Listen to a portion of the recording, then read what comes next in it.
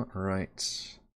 Hello and welcome to Frostside Chat, our weekly live stream post-session discussion where we talk about what just happened during D&D. This is the chat for session 38. If you've not watched that session yet, please go do that because there will be spoilers. I'm your DM, Eric, and joining me is Valravan's player, Chris. Hello! Edmund's player, Raymond. Hello. As I kind of mentioned before, this was a non-combat session, which I knew going into it. You guys had just been through a lot of stuff, and it just felt like a good falling action, but still I had some stuff planned. And what's interesting is, I had the stuff for East Haven was all very drama and action-y and stuff, and this stuff was, I wanted to do stuff, but it wasn't going to be high-stakes drama. It was going to be like, here, you guys are having to deal with this humanitarian crisis that has been created from the dragon. Which I knew going into, it was like, okay, they're obviously going to want to res Celeste, so I need to make sure that's a whole thing.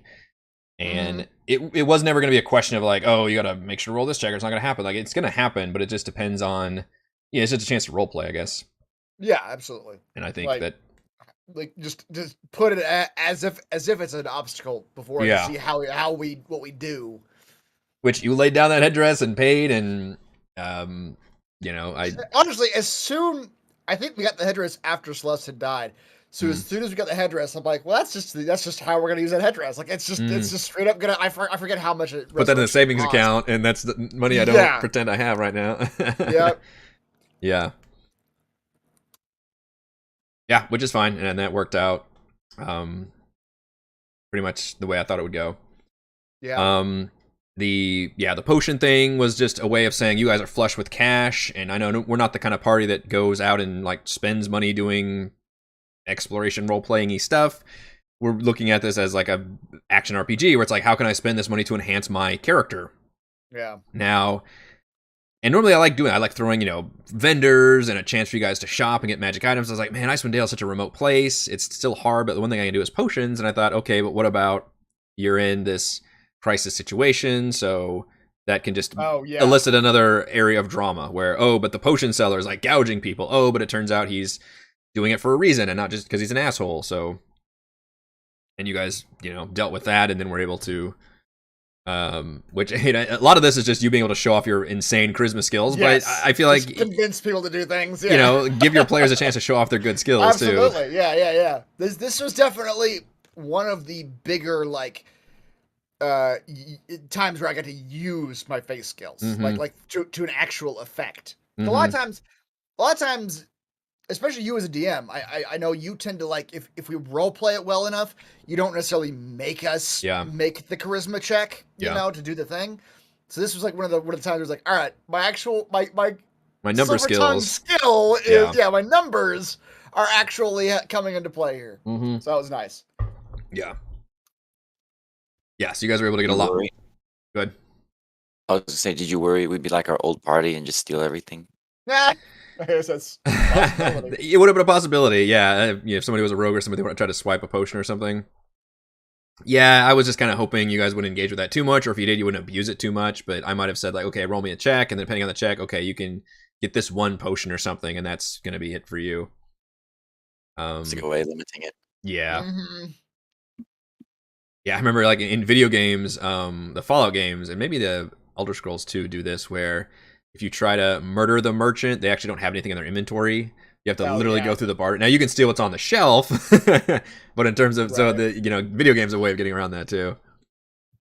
And then the other big thing was this safe house thing, which I talked about it a lot in the crafting streams. I was like, I have no interest in actually making this a dungeon or anything because it just doesn't make any. It just didn't make any sense.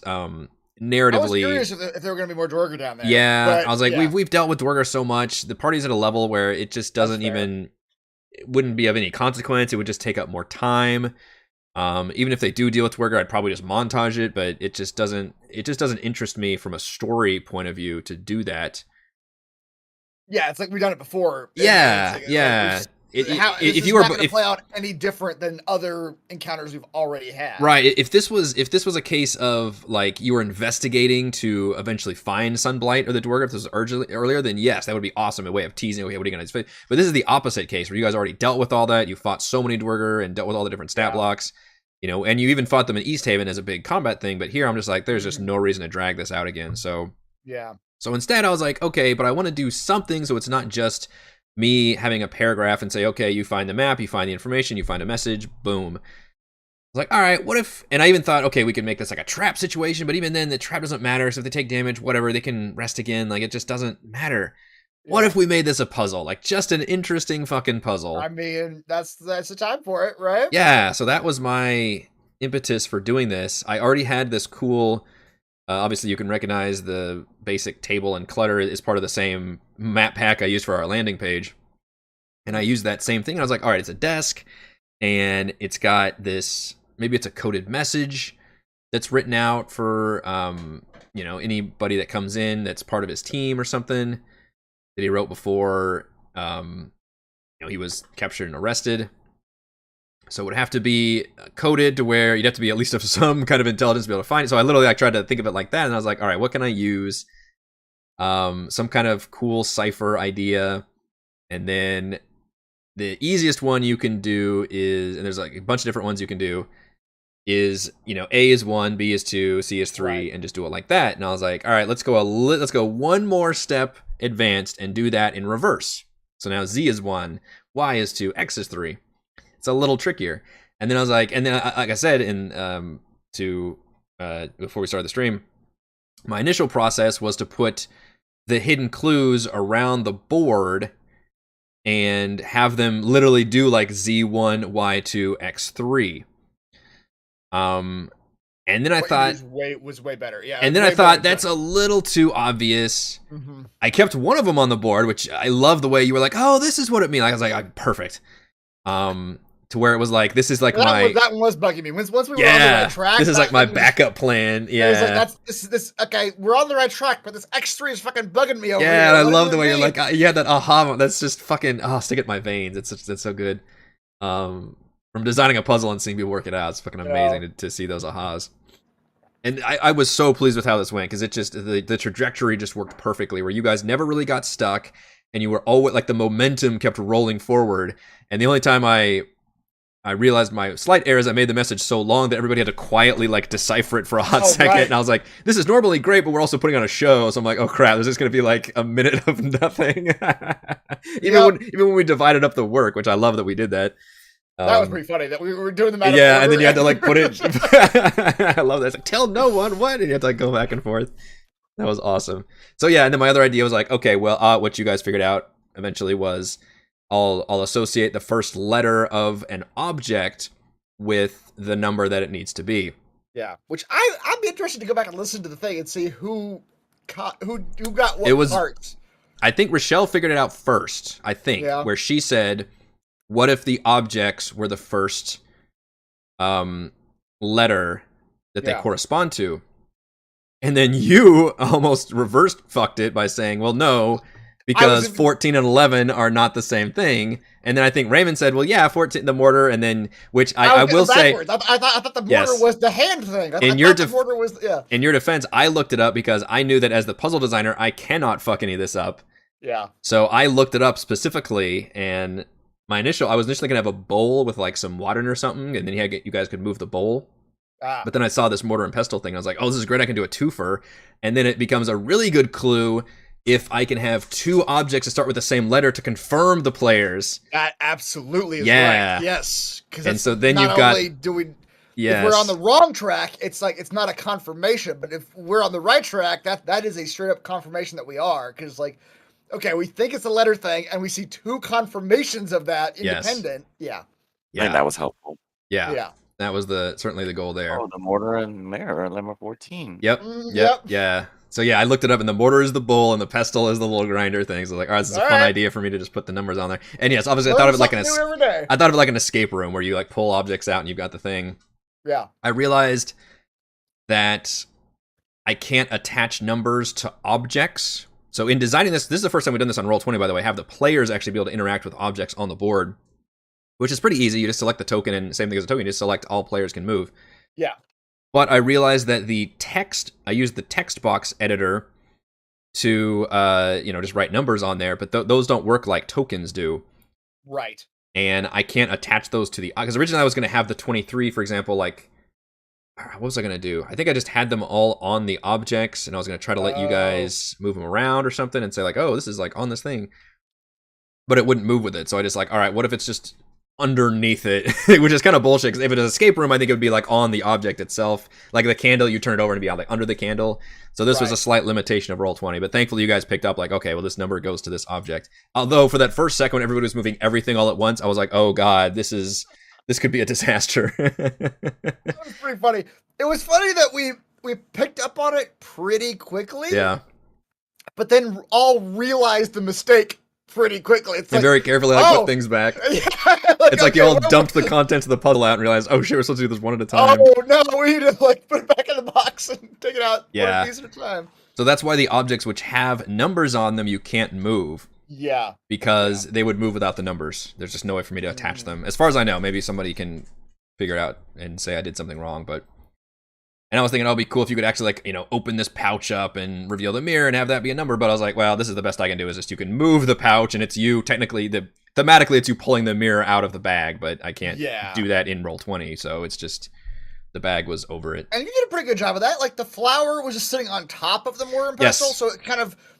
In game, it kind of was like phrased as like, okay, you pick up the flower that's sitting on top of the bowl. You're still searching. And what you see on the bowl and the so the idea was that when you guys first looked at this, and you can go back and, you can look at the stream. When you first look at this desk, and I love it because you guys had no idea. I don't think anybody picked up on the fact there was anything. No. I tried to strategically put the books where you could see like the littlest sliver of something under there.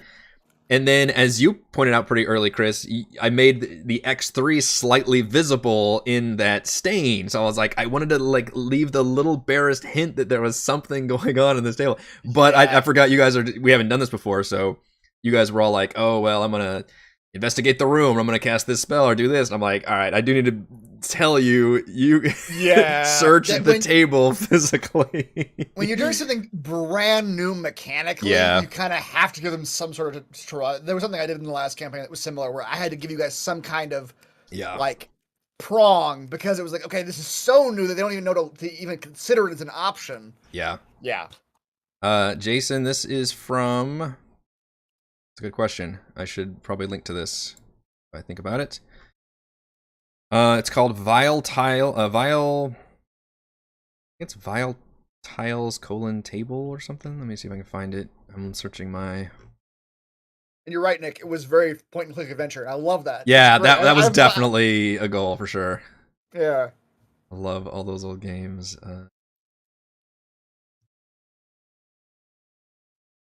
Vile Tiles.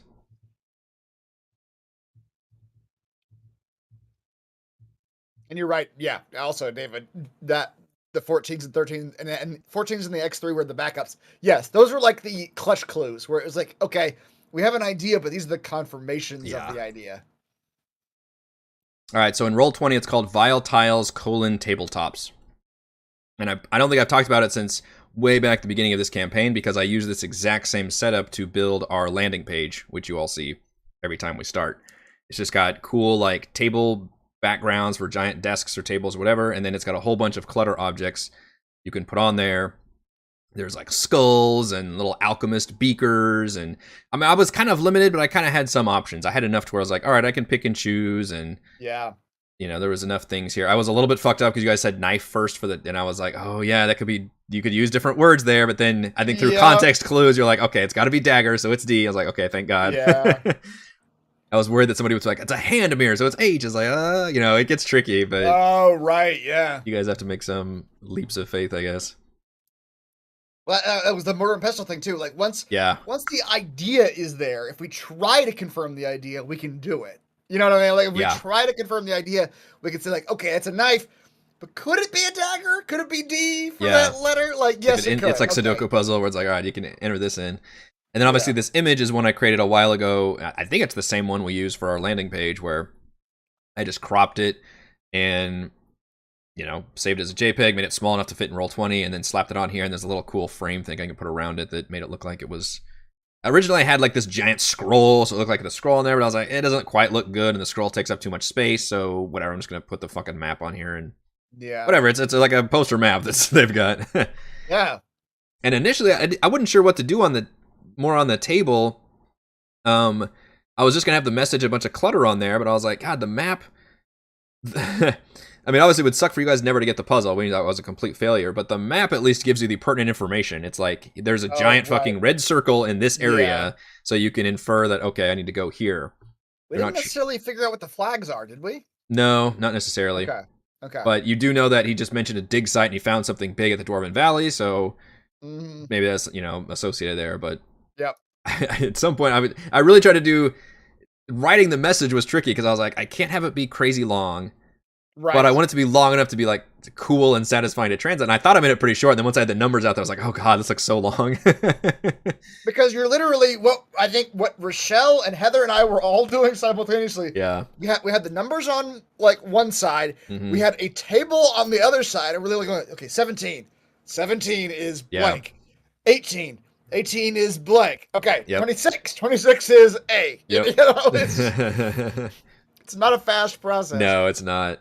I literally designed it earlier today. Really? Today? Today, yeah. So unfortunately, folks that watch the crafting streams have no idea about any of this because I actually covered I think I covered the potion stuff, which we actually skipped over that. I do a lot of work on Fridays. Just last minute come, which again, this was like because again, I was like, all right, it could just be, you find the map, whatever.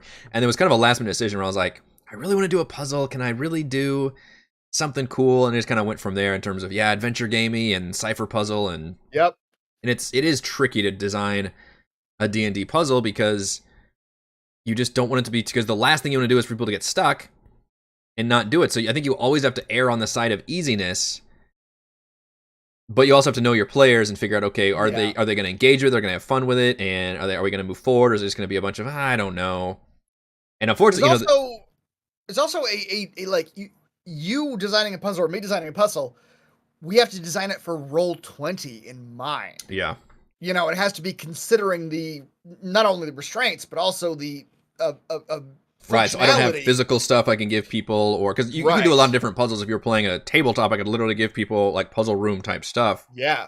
And you could design from there. But I was literally thinking, you're right, in terms of what can I do on Roll20 and add some interactivity, because it's going to, I don't think, go over well if I just tell people this puzzle and give you all a number and then you go from there. I was like, it needs to be a visualization on Roll20 to make this work. But I was honestly so happy with the way the timing and that trajectory of like, okay, we're confused at first, we're kind of excited, and we're revealing things, and okay, it just felt like it was always moving forward, which was perfect. There's always that like, and it was just, you're right, it was just about the right amount of time. There was always that period where you gotta let the silence sit on a puzzle. You gotta let everyone just stare at it for some amount of time. Yeah, it takes some discipline because obviously I'm always like, but the whole time I never thought, the only time I had to chime in was the very beginning where I said you got to interact with the desk. Yeah. After that, I was totally like, I just sat back, and then I had to I wanted to fill in when you guys were literally deciphering the puzzle. I was like, I need to fill in a little bit of airtime. This is literally going to be, which I can edit that in the podcast version, but it's like, okay, there's like side. I liked it because everybody, you could see, looking up and looking around and writing. I was like, this is great. I'm like a teacher that's giving everybody an assignment. How fucking fast did Heather make that table? That was scary. It was literally like 2 minutes. She made her own, just flipped it. I was like, oh shit. After we all as a team decided what the cipher was, like, okay, the first letter of the item is the number underneath the item. Mm-hmm. Like 2 minutes later, she had this like cipher like written out. Mm-hmm. I'm like, oh shit, okay, great. Yeah. I think her and Rochelle definitely like puzzles the most out of this group, and they were the most like into doing the deciphering thing. Mm-hmm. It was cool. It was fun to see. Yeah. And just something different. But yeah, I'll mention the potion thing, which you did a good job negotiating. It was not a big deal to negotiate him down, but you did the right thing there. You guys could have obviously just threatened him or even gone to the authorities and tried to work something out. Like, but yeah, you did it fine enough. What I did is basically just I was bolstered by that 31. I was like, okay, like I can do this with my silver tongue. I'm gonna roll with the heroes, the marshals of the heroes thing. Yeah. See how far that gets us. Yes, David. The Spellix escape was completely not planned. I literally. Oh, really? Yeah, because I was trying to think like, I don't know. I was like, God, they've got these NPCs with them, and it's a tricky thing in D&D because video games do this pretty well. Which I think I literally even said that, where your party members will give you feedback. You know, they'll like chime in certain events, and you always appreciate that, and it gives you closer to the party members, but. In D&D, you've already got your player party members, and presumably they're all doing that. But so there's a tendency to just forget about your NPCs, and it gets awkward. You're like, oh yeah, and you've got this person with you and this person. Yeah. So I try to do a better job of this session specifically, because you're like, all right, you guys are going to be in a town around civilization. You've got your party members with you. They need to chime in occasionally. And then I thought, well, Spellix, he's in Bryn Shander now. It's probably the best play chance he's got, so maybe he just tries to fuck off. And it was not a big deal, because I don't give a shit one way or the other, whether... Although I do think you forgot that when we first met Spellix, it was literally a like ransom situation where he was withholding the location of that place. Okay. In exchange for us getting him the problem out of is the Goblin camp. Well, it's on your map now, so I'd have to go back and look at it. So maybe there must have been another session where he just told you the location, because I do think that was the case, but I think I don't remember. So at some point he gave you that being the deal, though, that being you wanted the payment for getting him out of there was. He had to take you we'll to get the you out place. of here, but you take us to the place. Gotcha. Okay. And he wouldn't tell us initially because he wanted out. Right. He was afraid we would just leave him there in the Goblin camp. Yeah. And clearly he doesn't look like the most trustworthy person, so he was just trying to fucking get out of there. Yep. But yeah, that was just a funny little event I had in there. So I secretly rolled stealth for him and then compared it to y'all's passive perception. Which would have been interesting had he rolled like a monster stealth skill. I maybe mentioned the fact that you're just wondering where Spellix is, and then I might have even had a funny thing where you like bump into this random person and he like runs down a alleyway or something. It wasn't a big deal that, or maybe he does cut and run and yet whatever. I didn't have any plans for it. It was just all completely spur of the moment. But we didn't want to let him go. You didn't want to let him go, which is fine. Potion wise, I just looked up the potions by rarity in terms of which ones were available, and really thought, you know what, we're just gonna leave it up to the players, let them roll for it and see what all's there. So I had you roll. Well, you saw how the inventory I had you roll, and then the potion of, or the common potions, the 1d4, a roll of 1 is a potion of climbing, and 2 to 4 is potion of healing. I figure that's a pretty good ratio of usually doing potion of healing. Mm-hmm. The uncommon potions, if you roll a 1 or a 2, you get a potion of greater healing. We got rolled 4 times, which probably is the best case for you guys, because those are great potions. Yeah, that's pretty good. 3 is potion of animal friendship, 4 is potion of fire breath, 5 is potion of hill giant strength, and 6, which you did roll twice, was the potion of resistance. All right, that's okay. Yeah. And then the rare potions. Did we actually pick up any of those resistance potions? No, you did not. Sure for the health. Okay. Yeah, I just went for the health. Which I'm surprised, because cold obviously probably come up again. I've got one. A potion of cold resistance. I just haven't used it because I've got the You've got the ring. Also. Yeah, the ring already gives it to you. I have to give it to somebody else. Yeah. And then the rare potions, a roll of 1 is the potion of superior healing. Nobody rolled that. 2 is potion of frost giant strength, 3 is potion of heroism, and 4 is potion of invulnerability. Okay. So I just came up with the amount of inventory he's got. Obviously, he's got less rares than commons. And then, as you correctly pointed out, like, well, we don't have a lot of gold, but we've got these fucking great items. We can just do a barter system. And at that point, I was like, I'm not interested. You already convinced him to work with you guys. I loved the way you roleplayed the fucking genocider thing.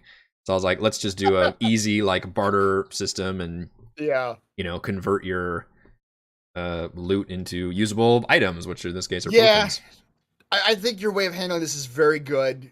In terms of turning all, like, spending all your money as like one event, because I'll be honest, and you can tell from the last campaign that I ran, I don't like the way money works in 5e. It's just real awkward, and like, because you end up getting so much fucking money, and your opportunities to spend it are so minute and spread out.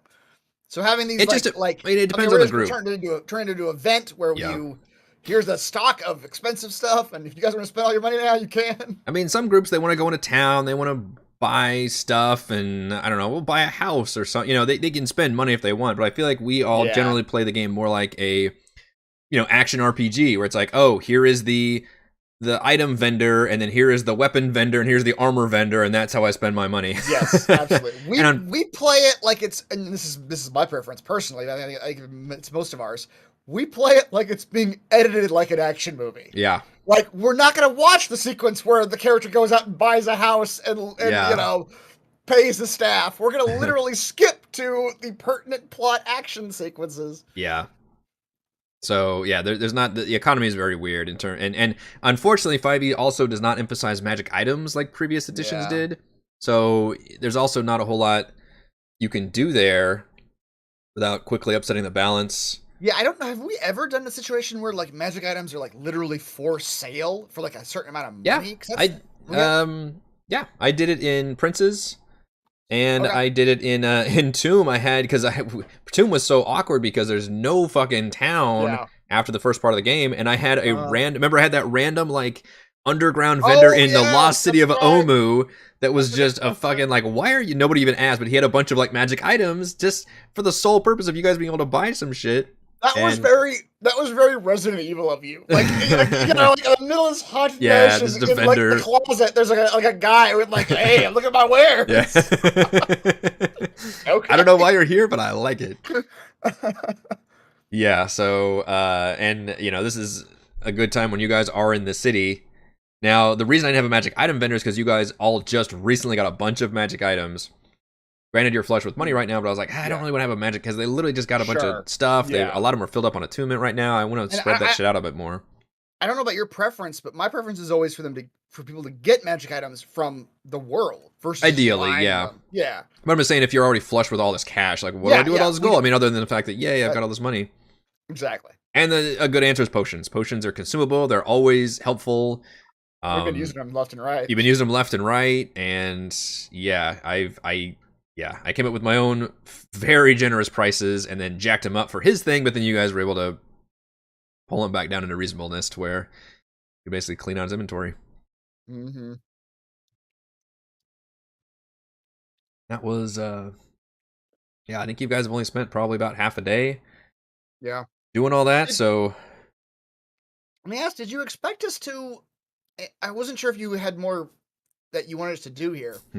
Engage with the caravan of refugees part of it in the very beginning of the session, because we kind of moved past that pretty quick. You did. I did not have it. So you realize I didn't have any events or anything planned for that trip, because I was like, no, we don't. The only thing I had planned was the NPCs chiming in and then the fox. A fucking fox. Honestly, yeah. I was like, that fox showing up again. He needs something. Like, fuck off, you fox. Fuck off. You're still here. He just wants a friend. No, there was nothing you had to do. I did write down that if anybody wanted to be nice and go help somebody, or do whatever, go out of their way to help people, I would have rewarded that with inspiration. A lot of you probably realize by now that the way to my instant inspiration rewarding heart is through acts of heroism and general kindness and empathy, at least towards people that deserve it. And that would have been a prime opportunity for it. I was not going to offer it in terms of like, okay, now you guys should deal with it. I'm just like, I'm just going to describe it, and then we're going to go. And then if they don't, and I'll have some conversations, but if nobody wants to chime up and say, oh, let me go back there and check on people or do whatever else. If they do that, then I will obviously respond to that, and I'll be like, oh yeah, you go back there and you help. If you cast a spell, you just talk to somebody and you help them, whatever. That's fucking inspiration for that person. But no, otherwise it was not going to be any kind of event or anything for that, because I had stuff planned in Bryn Shander. So right. I feel like as I'm thinking about all of our characters, I feel like the only one who would really do that off the top of my head would be Scarlet. Of everybody we play, of all the campaign characters, I'm gonna stop what we're doing and help the people. Like I know we've got big things we're dealing with, but these people need our help. Fair enough. Yeah. So that was my note I wrote down, was if anybody wants to help anybody in this refugee crisis thing, then that was something they could do. That makes sense. And I also thought if somebody wanted to chime up and I guess this is an opportunity you guys lost out on, is the fact that I had to push you guys to help the the priestess in the temple to help people as like a exchange payment. If you guys had been more forthcoming and somebody had strode up there and says, "Oh, let me help you," and I know, so I got some training, I'm gonna go, immediately start healing this person, I'll be like, "Fuck yeah, you get inspiration for that." Yeah. So yeah.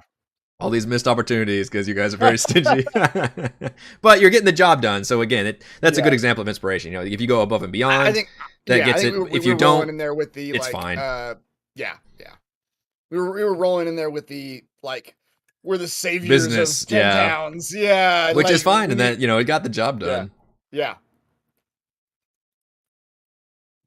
All right. Anything else about this session? We've still got probably a big session coming up next time. But I still don't know what's gonna happen with that dragon. I'm like we wasn't pushed off for a whole session now. It's like, okay, now I'm really curious what's gonna happen when that dragon comes calling. Yeah. You got I guess you got a little time to prepare, but yeah, David Edmund just straight up saying, "I'm not gonna cast any spells." Yeah, I'm not using spell slots. The opposite of like, I'm gonna go above y'all. Like, I'm gonna go minimal. Like, just whatever. Yeah, that's a choice. But yeah, I was really happy with this session. Yeah.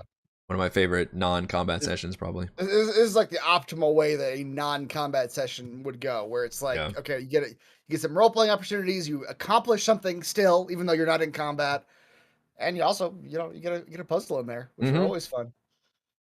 Yeah, I was worried because we were starting it late, but I was like, it's fine, it's a puzzle. It's not like we're starting combat or something. So yeah, I really wanted to get through it because then we'd have gone through basically all my stuff that I had planned, and I was like, all right, perfect. It lasted nice a good amount of time.